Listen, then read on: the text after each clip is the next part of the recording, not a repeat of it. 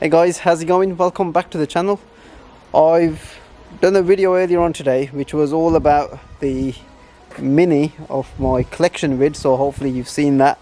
But if you come back to the channel because you wanted to see more G20 content, unfortunately this isn't going to be a kind of a glorified vid because the G20 yet again has broken down, this time on software issues. I've got all my three cars with me. The Mini, the new addition to the family of the cars, and I've got my M4 there, and I've got the G20 which is just sat there.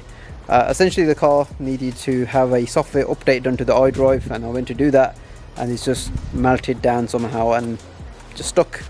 So I'm just waiting for BMW Assist to come out because that's the only way I can get the car moving. But I'll show you what the issue is. So I'm just going to go to the car now, and I've gone to update the software, and then partway through it's failed, as we can see here. So software upgrade has failed, which now means I have to call BMW Assist. So it's annoying because right now I can't even start the car. So the key is in the car, foot's on the brake, and start the car, and apart from the radio coming on, it's not starting, and the car is in a diagnostic mode. So for example, starting the car, diagnostic mode active. Now the car is not going anywhere, and I've got a couple of notifications basically saying that BMW roadside assistance is not ready to operate and call them. So in this instance what I've done is I've called out roadside assistance, the BMW guys. They were going to recover the car to the dealership. So it's a Sunday today, so they're not going to look at the car till tomorrow. Big deal, they'll give me a car to drive about, so that's all covered on that front.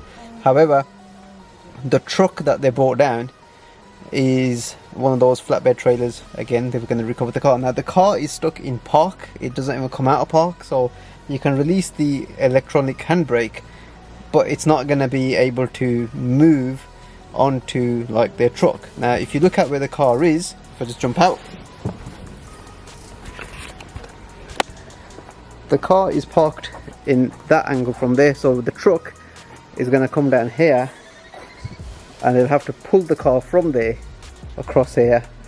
Even with like the skates on, it's going to cause a lot of damage to like this nice block paving, which obviously is not it's not really going to happen. I really don't want to damage, you know, my family's nice drive, so therefore I can't really do it now. What they've kindly said now is they're going to send out a technician who's going to try and either do that update on the car itself or complete the update, because I think what's happened is partway through it the update's failed. So they're going to get a techie guy out to either complete it or be able to get the car out of park so we can roll it over onto the truck. So until that happens, the car's not going anywhere. So I just thought I'll just put out this quick little vid just to let you know more problems with the G20 when you try and update the software. I've not had this before. I've updated the software a number of times, so I've made a choice. I don't know what's happened here. So kindly, I have also got in touch with Z Coding, who is able to diagnose the problem. Now for Z to log in remotely, I need to have an OBD2 cable, and because I'm away from home, something I don't carry with me, and that's probably a point to note, that it's something that I should now start carrying with me in case modern cars like this break down. Obviously got my M4 there, and obviously my classic Mini. That thing broke down, it'd be easier to kind of fix because, you know, just get some bolts and spanners and whatnot out and change a component. This one has got a bit more kind of computers and whatnot, but something as simple as a software update, which it's asking the user to update. So it's not like he has to go into a dealership to update, it's asking the driver to do it, to update the iDrive software, so it's, you know, Android compatible, you know, and everything else like maps and whatnot, and it goes into a complete lockdown. I don't know, maybe the car's going into a lockdown as well. So there we are. Just stay tuned to the channel. I'll give you some more updates how this car gets resolved. Be sure to give this video a like, share, subscribe, and stay tuned to my Instagram as well. So I might post some stories on there as to what's happened with this car if you guys are interested, and send me some DMs as well on there. But I just thought I'd put this out there. Yet more problems with the G20. Anyway, I'm gonna go now.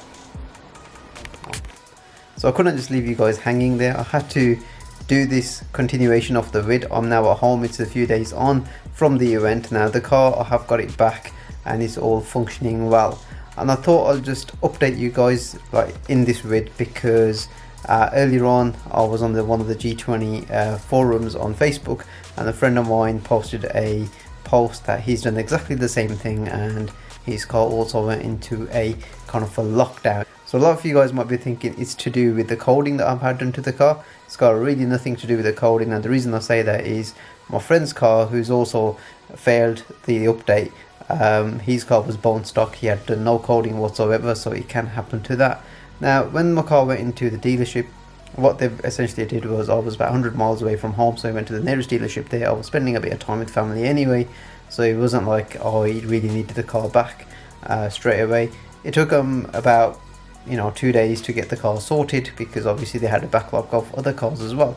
So essentially what they've done is they forced the update through, so it had to then update the whole software. So what the dealership have told me is that when the car was doing its update, it failed on the central display. So it's the main display of the car where you've got your speedo and your rev counter and the rest of it. So it had a glitch there, and that's where it's failed. So I thought I'd share my thoughts with you guys, because in case you are thinking of doing this update on your car, because it will be asking you to update it soon, just be wary, because chances are it's probably going to fail, and the best way to actually do it is to get the car into the dealership and allow them, because if it does fail, bear in mind your car's not going to start, you're not going to get it out of park, and BMW Assist will come out, but they'll come out with the trailer, and then they'll end up dragging your car on to the trailer, which can cause more sort of damage. Ideally what you want, if you are in that situation, you want a BMW Assist guy, a technician, to come out like the way I did, who was able to plug a computer in, get your car into kind of a limp mode, drive it onto the trailer, and then take it from there into the dealership, rather than getting your car either kind of hoisted on to the trailer or pulled, because that's going to cause even more damage, and it's going to be a huge kind of a process to try and claim that from the rescue team, I suppose. So yeah, I just thought I'd finish the vid, give you a bit more insight as to what happened to my car and where it is now. It's it's parked outside the last time I checked it anyway, but yeah, it's outside, it's absolutely fine. The only thing now is that now that the car's software has been updated, it's wiped out all of the coding. So Zed, if you are watching this vid, I'm definitely going to hit you back up, because I need all of those good coding features recoded back into my car. Anyway guys, I'm going to leave it there for you. If you have enjoyed this vid, found it useful, then definitely give it a like, share, subscribe to my channel, and also don't forget guys, you can check out my new mini series on the Mini. So until then guys, stay safe, and hopefully I'll see you on the next one. Take care, bye.